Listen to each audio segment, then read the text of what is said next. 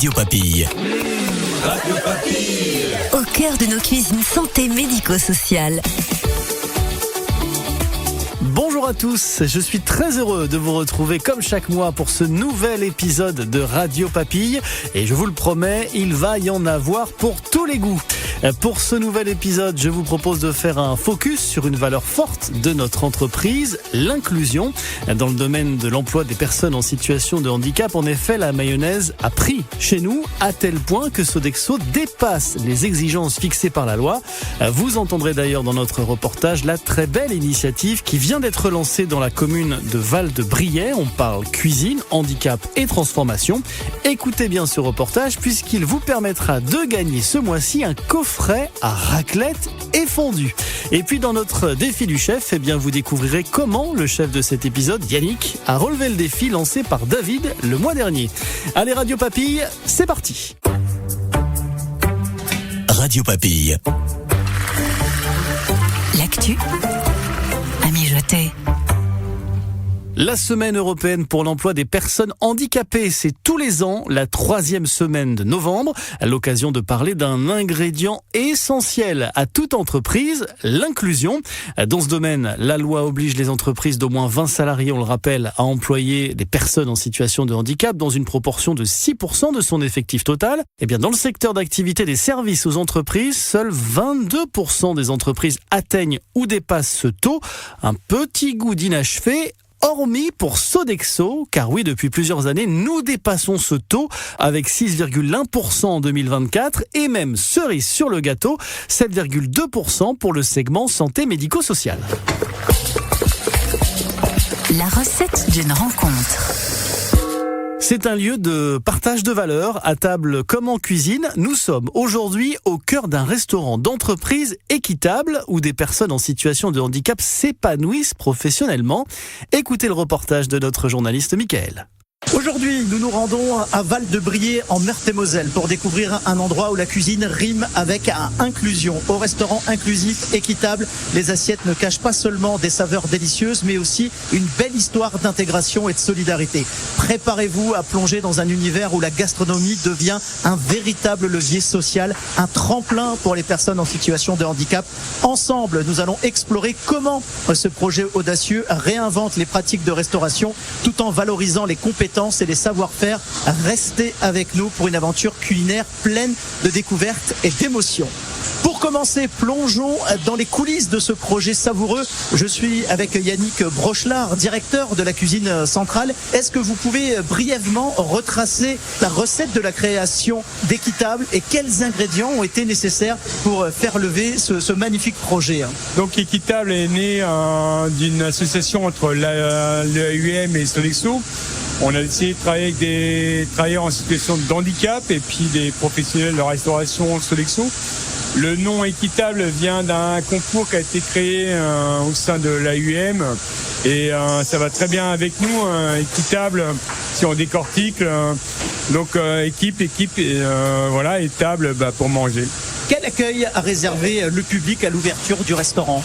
Alors au début un petit peu réticent parce que travailleur handicapé peut un petit peu impressionner, peut faire peur aussi, faut pas se cacher.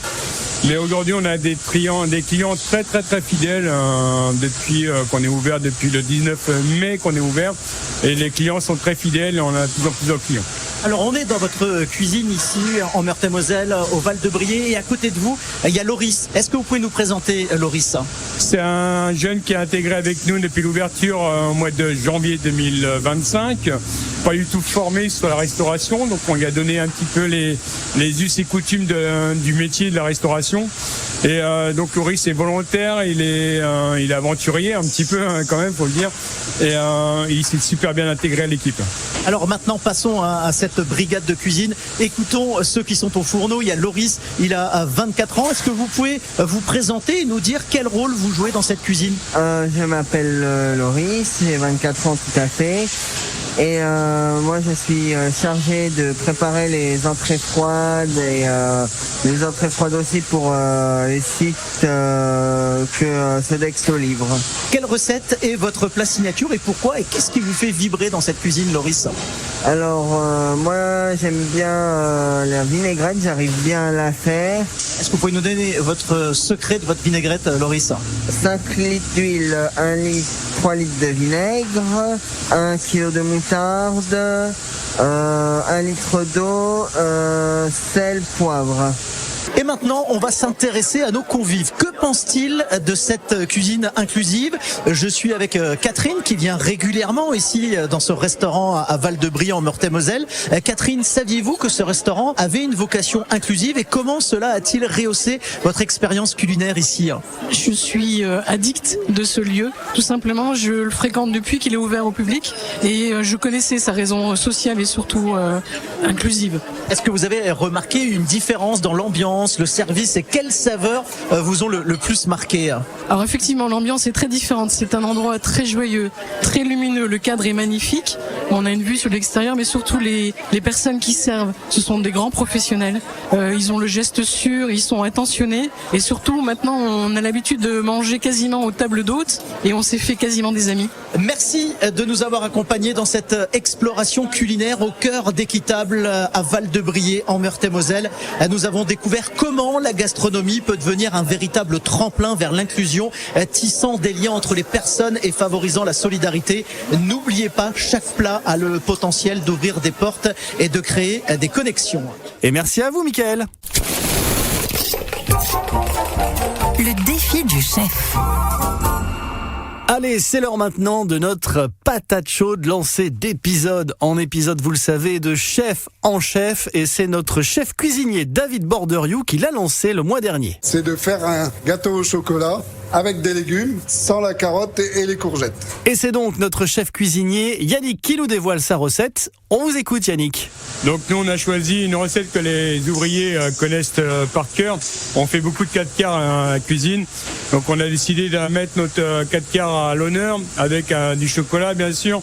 On a désucré un peu et on a mis le potimarron. On a mis un petit peu de safran aussi pour un petit peu piquer nos papilles. Eh bien voilà une très belle réalisation. J'en ai vraiment l'eau à la bouche. Bravo encore une fois. À votre tour maintenant de lancer le prochain défi du chef. Moi je suis curieux de savoir comment on peut intégrer du champignon qui rend beaucoup d'eau à une recette. Un beau défi en perspective. Merci Yannick. Allez chers auditeurs, vous le savez, c'est maintenant à vous de jouer. Radio Papille. À vous de jouer. Et avant de vous poser la question de notre jeu, eh bien toute l'équipe de Radio Papille se joint à moi pour féliciter Julie Vriton, chef gérante à Chantepie en Bretagne. C'est la grande gagnante de notre précédent épisode. Bravo Julie, tu remportes une planche à découper Radio Papille. À votre tour maintenant de jouer pour tenter de gagner aujourd'hui un coffret à raclette et fondue. Voici la question, écoutez bien. Comment s'appelle le jeune homme qui travaille au fourneau à côté du chef Yannick Brochelard? Vous avez la réponse? Envoyez-la nous à contact@radiopapille.fr. Attention, notez bien, vous avez jusqu'au 19 décembre pour le faire. Le gagnant sera tiré au sort parmi tous vos messages. Voilà, c'est la fin de cet épisode. J'espère que vous avez savouré ce moment avec nous.